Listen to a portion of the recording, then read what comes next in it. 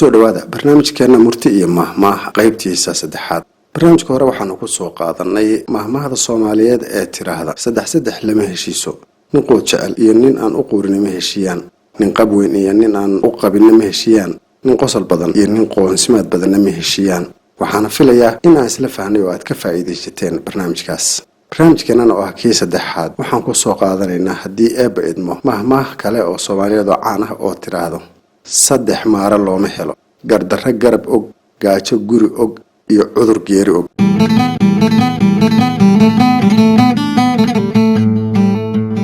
howlaha adduunku waa kuwo weligoodba soo taagnaa, haddana taagan taxnaana doona inta dunidu ay jirto. waa kuwo isdaba joog ah oo isugu jira kuwa horey loo arki jiray iyo kuwo cusub oo qaarkood laga yaabo in aan la filayn. waa kuwa ku kala duwan xilliyada ay imaanayaan, bulshooyinka ay la soo darsayaan, diimahooda ama dhaqankooda, bi'ooyinka kala duwan ee dunida iyo arrimo kale oo mid waliba ay saameynteeda leedahay. arrimahaas tirada badan oo kala duwan ayaa si joogto ah ula soo gudboonaada bini'aadamka, kuwaas oo sidaan soo sheegnayba bulsho kasta oo ku nool caalamku ay leedahay xaalado gaar u ah oo ku saabsan dhinacyada diinta, dhaqanka, dhaqaalada, bii'ada iyo wixii la mida. iyadoo ay sidaas tahay ayaan haddana laga maarmayn oo lagu qasban yahay in xal iyo maare loo helo wax kasta oo yimaada, kuwaas oo maarayntooda lagala kulmo guul iyo guuldarro labadaba. bulshooyinka Soomaaliyeed oo ka mid ah bulshooyinka dunida waxaa had iyo goorba la soo gudboonaada xaaladaha aan soo sheegnay qaarkood ama iyaga oo dhan. waxaana shaki ku jirin in ay la soo darsi doonaan kuwo kale oo hor leh, waana lama huraan in la raadiyo xalkooda iyada oo laga faa'iideysanayo waayo aragnimada laga dhaxlay dhacdooyinkii hore ee soo maray taariikhda.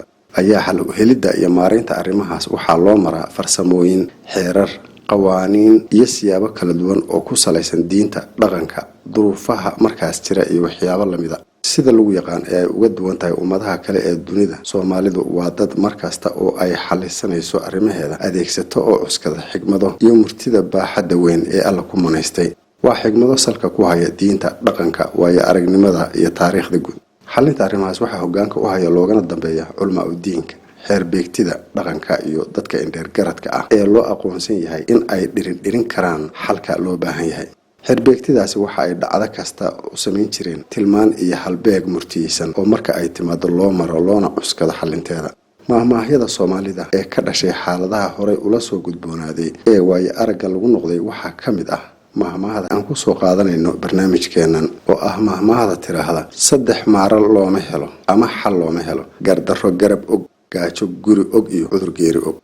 si aan u wada garanno tilmaanta iyo tusaalaha ay xambaarsan tahay mahmaahdani, waxaa laga maarmaan ah in aan mid u sharaxno saddexda qaybood ee ay mahmaahdani ka kooban tahay, mid walibana ay ka mid tahay arrimaha sida joogtada ah ugu soo noqnoqda nolosha bini'aadamka.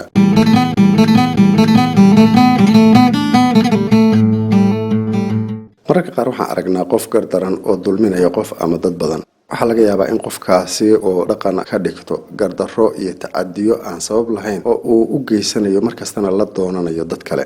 dadka oo dhan ayaa markasta arka gardarradaas. samajeclaha ayaa isku daya in qofkaas loo caqli celiyo oo laga qabto qaladaadka joogtada ah ee uu sameynayo. nasiib darrose qofkaasi inuu qabsoomo iska badaaye waxaa laga waayaa in uu garaabo mar keliya ama qaato waanada wanaagga oo dhan ayuu dhagaa ka furaystaa. waxaa suli waaya waanada loo jeediyey. wuxuu garan waayaa in dad badani ay u sabreen iyaga oo iska celin kara oo door bidaya in ay ka roonaadaan. dadkoo dhan ayaa yaaba oo la fajaca sababta hebel ama heblaayo looga bannaan qaaday in maruun lagu soo dabaalo wanaagga.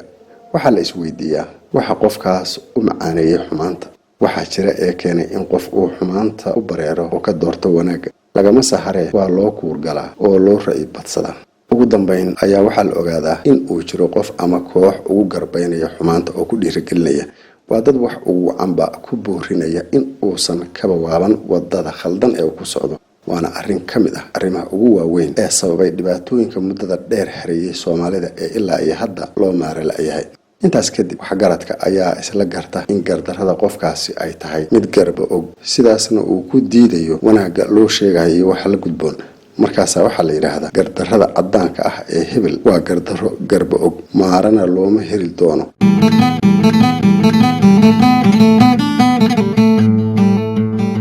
maalmaha iyo waayaha adduunka waa kuwa midba ka duwan yahay kan kale, sida xilliyada abaaraha, colaadaha, masiibooyinka kala duwan. barwaaqada iyo hadba meesha ay marayso xaaladda guud ee bulsho kasta oo isku meel ku nool. waxaa sidoo kale kala duwan xaaladaha nololeed iyo dhaqaale ee qof ama qoys waliba uga duwan yahay kan kale, sida saboolnimada, taajirnimada iyo wixii lamid a. haddana dadka ay noloshoodu sidaas u kala duwan tahay waxa ay ka siman yihiin baahiyo iyaguna kala duwan oo ku hareeraysan noloshooda. arrimaha lagu kala tegay waxaa ka mid ah haynta iyo maalka oo ah waxa ugu horeeya ee qof ama qoys waliba uu ku daboolo baahida iyo danihiisa. qofka maalka haystaa markasta uu laab degan yahay, gurigiisu waa mid qabow oo aysan ka jirin baahi dhinaca nacfiga iyo qutal daruuriga ah. waa guri uusan ku gaajoon inta uu joogo, hadduu ka socdaalana uu ku ogyahay wax u yaala oo ka reeba diifta haysa markaas isaga ayuuna kusoo hirtaa. waana guri uusan ka waayin wax laga mutay oo uu doono inuu cid kale ku taarto. waxaa isaguna jira qof ama qoysas ka duwan kuwaas. waa cayr aan bogiisa bog u helin, ama waa sabool aan haysan wax dabooli kara baahidiisa. waa qof hadduu joogo gurigiisa iyo hadduu ka maqan yahayba aysan u kala duwanayn, marba haddii uusan maaraysan karin danihiisa. gaar ahaana qofka cayrta ah waxaa isugu mid noqda sabaanada kala duwan sida abaarta, barwaaqada, marka uu guran yahay maalku iyo marka uu dararsan yahay. sababtuna waa inaan xoolo ugu dararayn barwaaqada, in abaartu aysan ka qaadayn kuwa uu haystay iyo in aysan ka gurayn saddex adduunyo midkood oo uu ka farmadow yahay. mar waa u qatooyo, mar waa u qaraac, mar waa u quursi, marna waa inuu jalleeco kan gacantiisa iyo gurigiisuba buuxo. miyi iyo magaalo kii la doonaba hala joogay ay isku meesha ku nool yihiin. shaki kuma jiro in qofkaas ama qoyskaas dani ay badayso kuwa wax haysta oo ka heliyaa iyo ka waayaaba uu ku tirsanaado kuwa haysta ee isku geyiga ay ku nool yihiin. haddana bini aadamka waxaa lagu yaqaan in kan wax haysta uusan si siman xoolihiisa ula wadaagin oo wax uga siinin kan aan waxba haysan ee miciinka bidaya, goor kastana naawilaya inuu gacan u fidiyo. iyadoo ay sidaas tahay ayaa waxaan meesha ka marnayn in bulshada Soomaaliyeed oo muslim ah dhaqankeeda ay qayb ka tahay in la isu gargaaro oo wax la istaro, gaar ahaana in gacan loo celiyo dadka cayrta ah, kuwa buka iyo wixii lamida. sidaas daraadeed bakhayl waa halkiisa wax uunbaa la taraa oo indhaha lagama wada qarsado oo dadka qaar ayaa wax uun u taaga. waase wax aan ka badnayn hooyaad ama harimo mar ah oo uusan kororsan karin. sida la garan karana baahida aadanaha ee joogtada ah ayaa keenaysa in wax yar oo loo taagay qof cayr ah aysan waxba ka bedeli karin noloshiisa. sidaas daraadeedna isla berriba uu u baahan yahay in la caawiyo.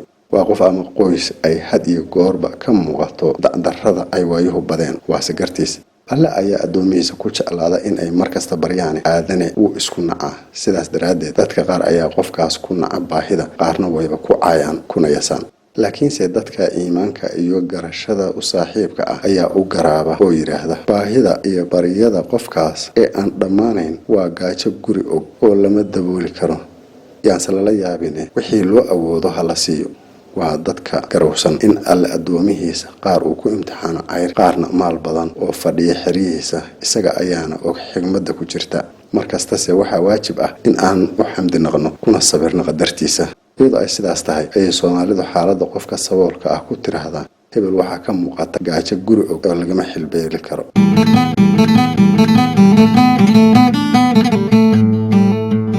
sidoo kale bugtada ama jirradu waa arrin joogto ah oo had iyo goorba la soo gudboonaata aadanaha. marka ay timaado waxaa lagu dadaalaa sidii daryeel caafimaad qofkaasi uu heli lahaa oo waa loo gurmadaa. haddana caafimaadka Allah haya waxaa jirta mar qofkaasi bogsada iyo mar uu kaba kici waayo. wax sheeg ilaa bini aadan lagama waaye. qofka aadka loola tacaalay ee bogsan waaye ayay Soomaalidu tiraahdaa hebel waxaa haya cudur geeri og oo loola jeedo xanuun uusan ka kacayn una dhiman doono. waxaa arrintaasi lala xiriiriyaa oo la xasuustaa hebello aad loola tacaalay oo inta bogsan waaye ugu dambeynna u dhintay xanuunkii hayay. halkaas ayay ka timid qaybta saddexaad ee mahmaahda oo ah cudur geeri og maara looma helo.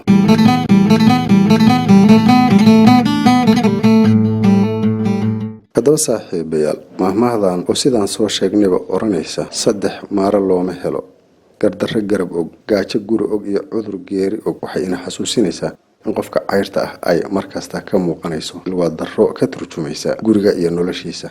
in gardarro garab la isku siiyo oo xoog la isbidayana aan waano iyo caqli celin lagu xallin karin. iyo in aan ogsoonaano in jirro kasta aysan qasab ahayn in laga bogsado oo caafimaadku uu yahay wax alla weyne uu bixiyo, loona baahan yahay in aan ogaano xanuunka iyo caafimaadkaba in ay yihiin maamulkiisa.